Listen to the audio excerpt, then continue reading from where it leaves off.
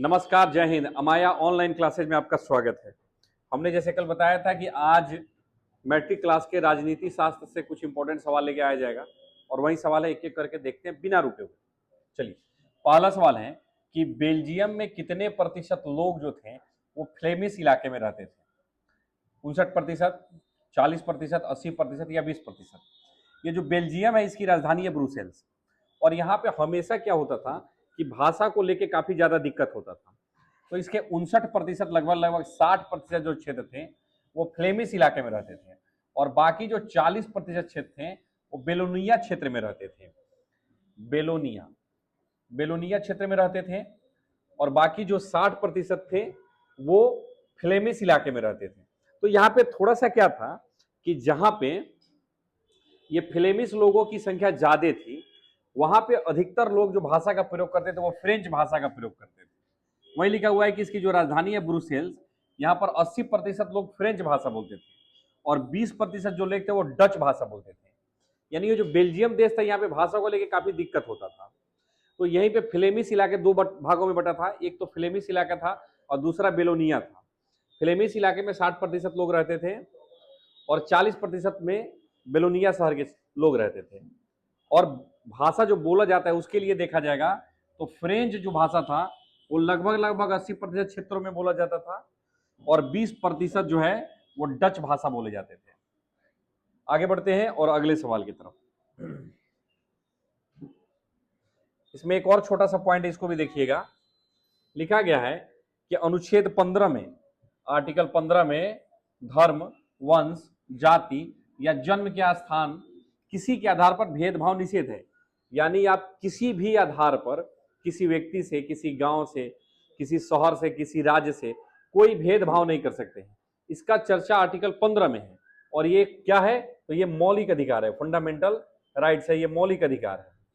और मौलिक अधिकार में ये बोला गया है, क्या बोला गया है कि आप किसी भी व्यक्ति के धर्म के मामले में, वंश के मामले में, जाति के मामले में या फिर जन्म के मामले में किसी भी आधार पर कोई भेदभाव नहीं कर सकते। किस आर्टिकल में बोला गया? 15। मौलिक अधिकार की बात की जाए तो इसका चर्चा आर्टिकल 12 से 35 में है और भाग की बात किया जाएगा तो भाग 3 में। आगे बढ़ते हैं अगले सवाल की तरफ। दूसरा जो सवाल है उसको देखते हैं, काफी ज्यादा इंपॉर्टेंट सवाल है। सवाल है कि भारतीय संविधान में कुल कितनी भाषाओं का वर्णन है? 18, 20 या 22?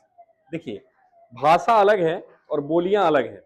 हमारे संविधान जब बना हुआ था तो प्रारंभ में इसमें 14 भाषा थी। प्रारंभ में इसमें 14 भाषा थी, फिर एक भाषा को जोड़ा गया, फिर 3 को जोड़ा गया, फिर 4 को जोड़ा गया। यानी समय समय पर भाषाओं को जोड़ा गया है। वर्तमान में हमारे संविधान में कुल 22 भाषाओं का वर्णन किया गया है और भाषा का वर्णन 8वीं अनुसूची में है। टोटल 12 अनुसूची है, इस 12 अनुसूची में 8वीं अनुसूची में भाषा है। भाषा का वर्णन भाग 17 में है। कुल 25 भाग है, इस 25 भाग में 17वें भाग पे भाषा का वर्णन किया गया है।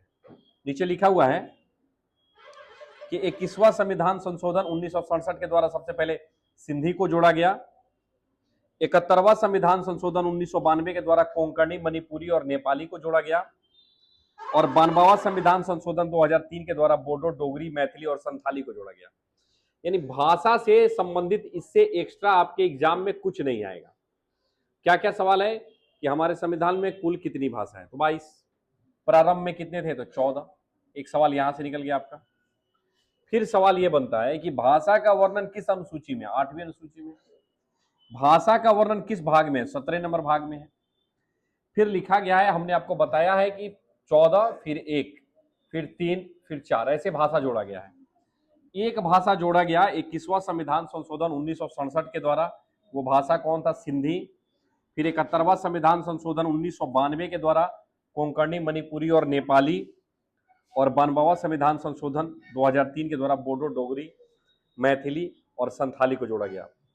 एग्जाम में क्या होता है कि कभी कभी घुमा के सवाल पूछता है, जैसे सबसे पहले कौन भाषा जोड़ा गया? तो सिंधी। सबसे बाद में कौन भाषा जोड़ा गया? तो संथाली। ये दोनों कॉमन चीजों को आप ध्यान में रख के एग्जाम में बनाइए। आगे बढ़ते अगला सवाल के देखते हैं। सवाल है 3 नंबर। सवाल है कि दलित पैंथर्स का गठन किस राज्य में हुआ है। यानी ये दलित पैंथर्स जो था ये हमारे भारतीय समाज में क्या है कि निम्न जातियों के द्वारा, अनुसूचित जाति अनुसूचित जनजातियों के द्वारा एक संगठन का आयोजन कराया गया था, एक गठन किया गया था संगठन का, जो उनके परिवेश यानी उनके क्षेत्र को बढ़िया से काम कर पाए। उसी का नाम था दलित पैंथर्स और ये भारत के महाराष्ट्र राज्य में बनाया गया था। लिखा गया है कि 1972 में इसका गठन किया गया। किसका? दलित पैंथर्स का। याद रखिएगा, इसमें कुछ उस समय के बुद्धिजीवी, वहां के कुछ बुद्धिजीवी समुदाय के लोगों ने इसका गठन किया था, दलित पैंथर्स का। इसका गठन कब किया गया था? 1972 में। कहां पे है? महाराष्ट्र में, दलित पैंथर्स। नीचे लिखा हुआ है कि ताड़ी विरोधी आंदोलन 1992 में आंध्र प्रदेश के नेटूर जिला में हुआ था। याद ये रखना है कि जो ताड़ी विरोधी आंदोलन, इसमें क्या था? इसमें महिलाओं की पूर्ण भागीदारी थी, महिला इसमें बढ़ चढ़ के भाग लेती थी और वहां पे ये ताड़ी जो था ये काफी प्रसिद्ध था। लोग पीने के बाद महिलाओं पे अत्याचार करते थे। अत्याचार करने से सरकार क्या करती है कि सरकार क्या की, उस पर नए नए नियम कानून बनाई और महिलाओं के द्वारा एक आंदोलन चलाया गया। इसी आंदोलन को बोला गया है ताड़ी विरोधी आंदोलन। कब चलाया गया? 1992 में। किस राज्य में है? तो आंध्र प्रदेश राज्य में है। देखिए, हमेशा क्या है कि हम जब सवाल बनाते हैं तो चाहते हैं आपको अधिक से अधिक सवाल का क्या कराएं, रिवीजन कराएं। इसमें है सवाल 3, ताड़ी विरोधी आंदोलन हुआ कब? 92 में। किस राज्य में हुआ? तो आंध्र प्रदेश में। ये तो लिखा हुआ है। हमने आपको ये बता दिया कि ये एक ऐसा आंदोलन था जिसमें महिलाओं ने बढ़ चढ़ के भाग लिया था। आपके एग्जाम में कई बार पूछा हुआ है निम्नलिखित में से कौन सा ऐसा आंदोलन था जिसमें महिलाओं ने बढ़ चढ़ के भाग लिया? उसका नाम है ताड़ी विरोधी आंदोलन। नीचे अगला पॉइंट है, लिखा हुआ है कि चिपको आंदोलन की शुरुआत उत्तराखंड राज्य में है। ये चिपको आंदोलन क्या था? तो चिपको आंदोलन क्या हुआ था? हिमालय वाले क्षेत्रों में बाबू, हिमालय क्षेत्र जो था, उत्तराखंड राज्य वाला साइड जो था, वहां पे पेड़ों के कटाई के लिए काफी विद्रोह हो रहा था। तो वहां के जो किसान थे उसने सरकार से परमिशन मांगा कि हमको अधिकार दीजिए कि हम इस पेड़ को काट के कुछ कर पाए, माने अपने निजी उपयोग का कुछ बना पाए। सरकार ने वहां के किसानों को न देकर एक क्रिकेट का बैट बनाने वाले कंपनी को दे दिया। बैट बनाने वाले कंपनी को दे दिया। फिर वहां के लोगों ने उसका विरोध किया और जब ये क्रिकेट की बैट बनाने वाली कंपनी जा रही है तो वहां के लोगों ने क्या कर दिया? पेड़ को ऐसे चिपक के पकड़ लिया। इसी को बोला गया है चिपको आंदोलन। और इसमें एक व्यक्ति का नाम बहुत फेमस है, नाम है सुंदरलाल बहुगुणा। सुंदरलाल बहुगुणा। और यही व्यक्ति जो है ये चिपको आंदोलन से क्या है? संबंधित है। और आपने बहुत सारा सवाल इसमें देख रहे हैं, इसलिए चैनल पर अगर नए जुड़े हैं तो चैनल को एक बार लाइक कीजिए, शेयर कीजिए और सब्सक्राइब कीजिए। सवाल है कि अगर किसी शहर की जनसंख्या 3 लाख से अधिक हो तो उसे क्या कहा जाएगा, या फिर उसको क्या कहा जाता है? महानगर कहा जाता है, नगर निगम कहा जाता है, या फिर मेगा नगर कहा जाता है? देखो, मेगा नगर तो उसको बोला जाएगा जिसकी जनसंख्या 50 लाख से अधिक है। जिस नगर की जनसंख्या जो है वो 50 लाख से अधिक है। और महानगर का बात उसको बोला जाता है जो 10 लाख से लेके और 50 लाख के बीच में है, उसको महानगर बोला जाता है। और नगर निगम जो है ये 3 लाख से अधिक वाले क्षेत्रों को नगर निगम क्षेत्र बोला जाता है। देखिए, भारत में सबसे पहले नगर निगम कब स्थापित हुआ? तो लिखा गया है कि भारत में सर्वप्रथम मद्रास, वर्तमान का चेन्नई है ये, तमिलनाडु उस समय एक ही में था, तमिलनाडु कर्नाटक सब एक ही में था, तब इसको मद्रास के नाम से जाना जाता था, अभी अलग हो गया, चेन्नई के नाम से जाना जाता है। भारत में सर्वप्रथम मद्रास में 1688 में नगर निगम स्थापित किया गया। दो सवाल बन गए कि भारत के किस राज्य में सबसे पहले? तो मद्रास। वर्तमान का क्या? तो चेन्नई। कब स्थापित किया गया था? तो 1688 में।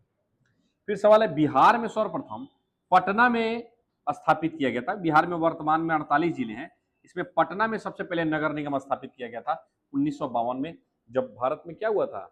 देश आजाद हो गया था, लोकसभा राज्यसभा बन गई थी।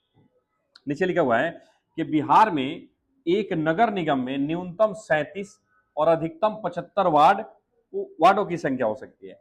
यानी नगर निगम वाले क्षेत्रों में संवैधानिक तौर पर क्या है कि वहां पे न्यूनतम कम से कम कितना वार्ड हो सकता है? तो 37। और अधिकतम कितना वार्ड हो सकता है? तो 75। ये संवैधानिक है।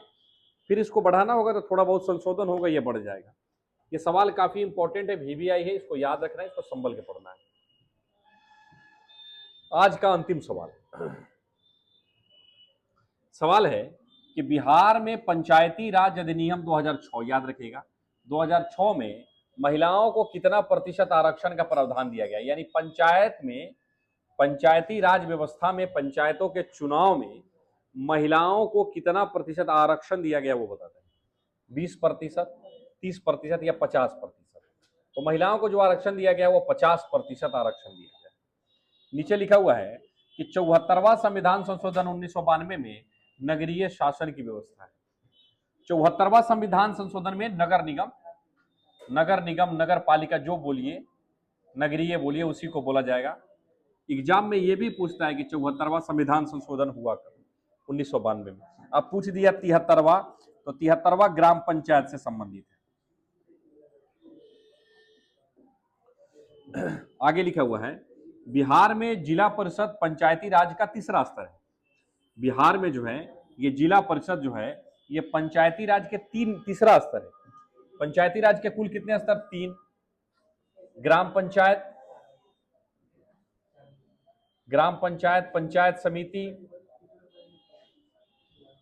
पंचायत समिति और जिला परिषद। तो वही बिहार में जो है ये जिला परिषद पंचायती राज का तीसरा व्यवस्था है। बिहार में पंचायती राज व्यवस्था किसके? बलवंत राय मेहता। बलवंत राय मेहता ने त्रिस्तरीय पंचायती राज दिया था। उसमें 1 नंबर पे है ग्राम पंचायत, 2 नंबर पे है पंचायत समिति और 3 नंबर पे है जिला परिषद। वहीं यहाँ पे लिखा हुआ है कि बिहार में जिला परिषद पंचायती राज का कौवा स्तर, तीसरा स्तर। आगे बढ़ते हैं। लिखा हुआ है कि नगर पालिका का वर्णन 12वीं अनुसूची में है। कुल 12 अनुसूची, उसमें 12वीं अनुसूची में किसका चर्चा है? नगर पालिका का। तो आज के लिए फिलहाल इतना ही। ये जो वीडियो था ये मैट्रिक क्लास के पॉलिटिकल साइंस का वीडियो था। पॉलिटिकल साइंस का वीडियो था एससीईआरटी किताब से, यानी बीटीसी की किताब से। देखिए दुनिया में कोई भी कंपटीशन दीजिएगा आप तो बीटीसी और एनसीईआरटी के सारे किताब पढ़ने के बाद ही आप सफल हो पाइएगा। इसको देख लीजिएगा, 10 मिनट का वीडियो है, फटाफट रिवीजन हो जाएगा। तब तक के लिए अगर हमारे चैनल पर नए जुड़े हैं हमारे यहाँ ऑनलाइन क्लासेज पे, तो चैनल को सब्सक्राइब कर दीजिए, लाइक कर दीजिए। जय हिंद, जय भारत।